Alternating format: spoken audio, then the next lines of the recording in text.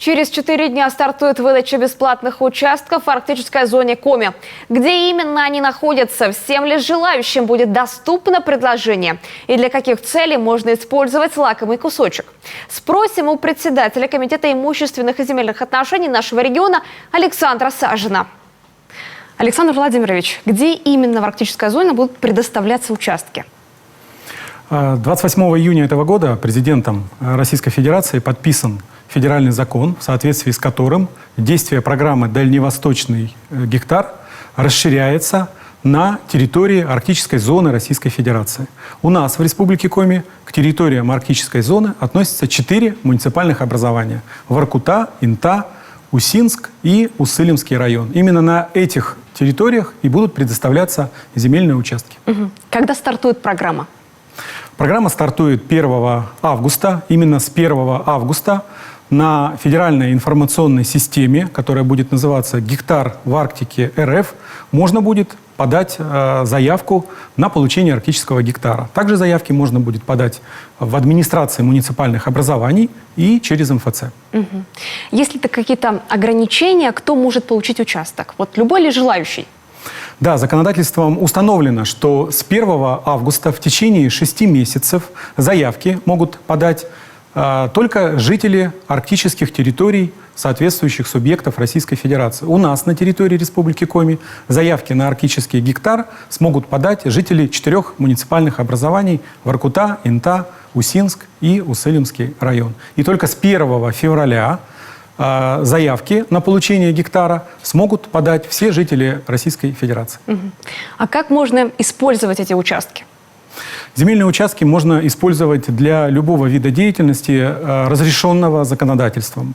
Это ведение хозяйства, в том числе сельского хозяйства, индивидуальное жилищное строительство, ведение бизнеса и другие виды деятельности. Сколько участков может получить один заявитель и какой площадью? Один заявитель может получить участок размером до 1 гектара.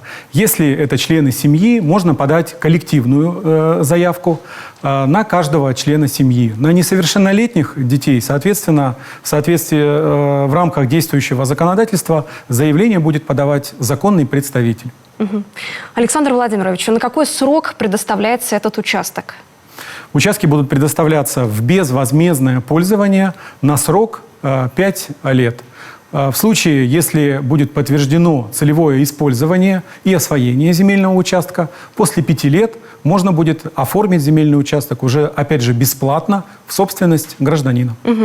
А сейчас поподробнее о порядке подачи заявления. Да, с 1 августа заработает федеральная информационная система, которая называется «Гектар в Арктике РФ». Посредством этой системы можно будет выбрать контуры, указать контуры, выбрать на выделенных территориях те земельные участки и нанести их на карту. Автоматически сформируется заявление, которое уйдет на рассмотрение в администрацию соответствующего муниципального образования. В течение 20 дней администрация муниципального образования должна принять решение о предоставлении земельного участка в безвозмездное пользование заявителю. Заявки также можно будет подать через МФЦ, а также непосредственно в администрацию муниципального образования. Можно еще вопрос, из каких источников можно получить подробную информацию о программе? Сейчас эта информация подробная размещена у нас на сайте Комитета Республики Коми имущественных и земельных отношений, на открытом сайте Минвостокразвития Российской Федерации, а с 1 августа вся необходимая информация будет размещена на сайте Федеральной информационной системы «Гектар в Арктике РФ». Допустим, я захотела получить участок. Что нужно указать в заявлении и возьмут ли с меня плату за него? Заявление подается бесплатно. В заявлении нужно указать паспортные данные, указать номер СНИЛС, ну и еще небольшой перечень необходимой информации. Заявление формируется автоматически в Федеральной информационной системе. А как узнать о том, принято ли заявление к рассмотрению? На сайте Федеральной информационной системы «Гектар в Арктике РФ» будет доступно отслеживание статуса обработки заявления. И вся информация будет отражаться в статусе обработки заявления. Александр Владимирович, спасибо вам за информацию. Спасибо вам.